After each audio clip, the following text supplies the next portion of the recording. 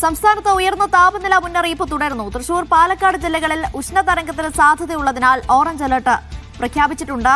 കൊല്ലം ജില്ലയിൽ താപനില കുറഞ്ഞതിനാൽ orange alert പിൻവലിച്ചു. സംസ്ഥാനത്ത് ഇന്ന് 2 പേർക്ക് സൂര്യാതപമേറ്റു. കരിപ്പൂരിലും കുന്നംകുളത്തുമായാണ് സൂര്യാതപമേറ്റത്. സംസ്ഥാനത്ത് അതീവ ജാഗ്രത തുടരണമെന്നും ദുരന്ത നിവാരണ അതോറിറ്റി നിർദ്ദേശിച്ചു. കോഴിക്കോട് കൊടും ചൂടിന് ആശ്വാസമായി വേനൽ മഴ ലഭിച്ചു.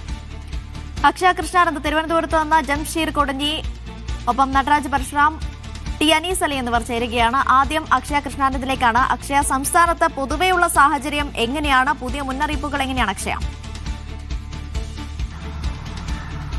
അനീഷ, സംസ്ഥാനത്ത് പൊതുവെയുള്ള ഒരു സാഹചര്യത്തിൽ ഇന്ന് കൂടെ ഉഷ്ണതരംഗത്തിനുള്ള സാധ്യത മുന്നറിയിപ്പ് നൽകിയിട്ടുള്ളത്. നാളെയും അതുപോലെ തന്നെ 25, 26 തീയതികളിലൊന്നും തന്നെ ഈ ഉഷ്ണതരംഗ സാധ്യത മുന്നറിയിപ്പുകളൊന്നും തന്നെ നിലവിൽ കേന്ദ്ര കാലാവസ്ഥാ വകുപ്പ് അറിയിച്ചിട്ടില്ല എന്നുള്ളതാണ്. അതൊരു ആശ്വാസകരമായിട്ടുള്ള വാർത്ത തന്നെയാണ്. കഴിഞ്ഞ ദിവസം, അതായത് ഇന്നലെയാണ് 3 ജില്ലകളിൽ ഓറഞ്ച് അലേർട്ട്, ഉഷ്ണതരംഗ സാധ്യതയുള്ളതുകൊണ്ട് ഓറഞ്ച് അലേർട്ട് പ്രഖ്യാപിച്ചത്. തൃശൂർ, പാലക്കാട്, കൊല്ലം ജില്ലകളിലായിരുന്നു ഈ ഓറഞ്ച് അലേർട്ട് പ്രഖ്യാപിച്ചത്. കഴിഞ്ഞ ദിവസങ്ങളിൽ, അതായത് ഇന്നലെയും ഇന്നുമായി സാധാരണയുള്ള താപനിലയേക്കാൾ 4 മുതൽ 5 ഡിഗ്രി വരെ സെൽഷ്യസ് താപനില ഉയരാൻ സാധ്യതയുണ്ട് എന്നുള്ളതായിരുന്നു കേന്ദ്ര കാലാവസ്ഥാ വകുപ്പ് അറിയിച്ചിട്ടുള്ളത്.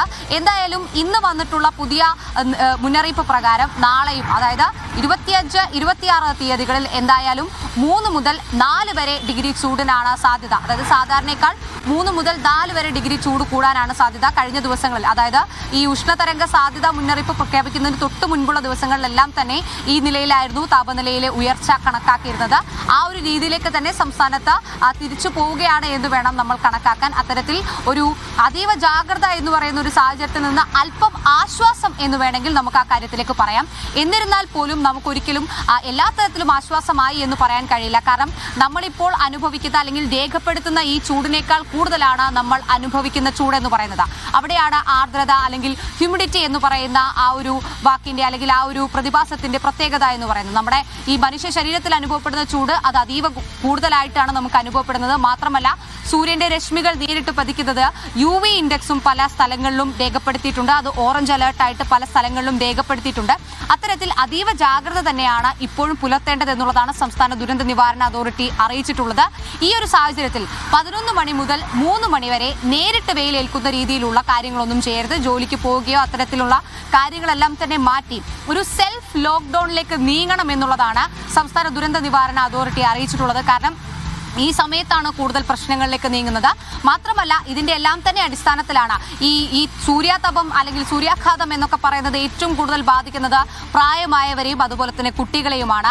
ആ തരത്തിൽ കൃത്യമായി ഈ വിഭാഗങ്ങൾക്കെല്ലാം തന്നെ കൃത്യമായിട്ടുള്ള ഒരു ജാഗ്രത പാലിക്കണം എന്നുള്ള കാര്യം തന്നെ സംസ്ഥാന ദുരന്ത നിവാരണ അതോറിറ്റി അറിയിച്ചിട്ടുണ്ട്. അതിന്റെ ഭാഗമായിട്ടാണ് സംസ്ഥാനത്ത് അംഗനവാടിയിലെ പ്രീ സ്കൂൾ പ്രവർത്തനങ്ങൾ ഒരാഴ്ചത്തേക്ക് താൽക്കാലികമായി നിർത്തിവെക്കാനുള്ള ഒരു അറിയിപ്പുണ്ടായിട്ടുള്ളത്. മാത്രമല്ല, ഇന്ന് കൊല്ലം അതുപോലെ തന്നെ തൃശൂർ ജില്ലകളിലും വിദ്യാഭ്യാസ സ്ഥാപനങ്ങൾക്ക് അവധി നൽകിയിട്ടുണ്ട്.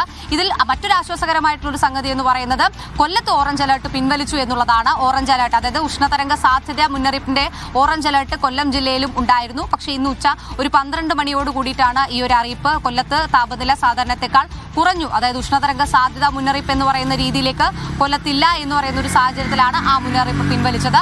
സംസ്ഥാനത്ത് മറ്റ് ജില്ലകളിലെല്ലാം തന്നെ, അതായത് പൊതുവെ ഉയർന്ന താപനില രേഖപ്പെടുത്തുന്നുണ്ട്. യെല്ലോ അലേർട്ടാണ് ഇടുക്കി അതുപോലെ തന്നെ വയനാട് ജില്ലകളിലൊഴികെ മറ്റ് 12 ജില്ലകളിലും ഉയർന്ന മുന്നറിയിപ്പ് തന്നെ, താപനില മുന്നറിയിപ്പ് തന്നെ തുടരുകയാണ്. എന്നാൽ പോലും ആശ്വാസമായി തിരുവനന്തപുരത്തും കോഴിക്കോടും ഈ ജില്ലകളിൽ തന്നെ ഒരു ഇടത്തരം മഴയ്ക്ക് സാധ്യതയുണ്ടെന്നും കേന്ദ്ര കാലാവസ്ഥാ വകുപ്പ് അറിയിക്കുന്നുണ്ട്.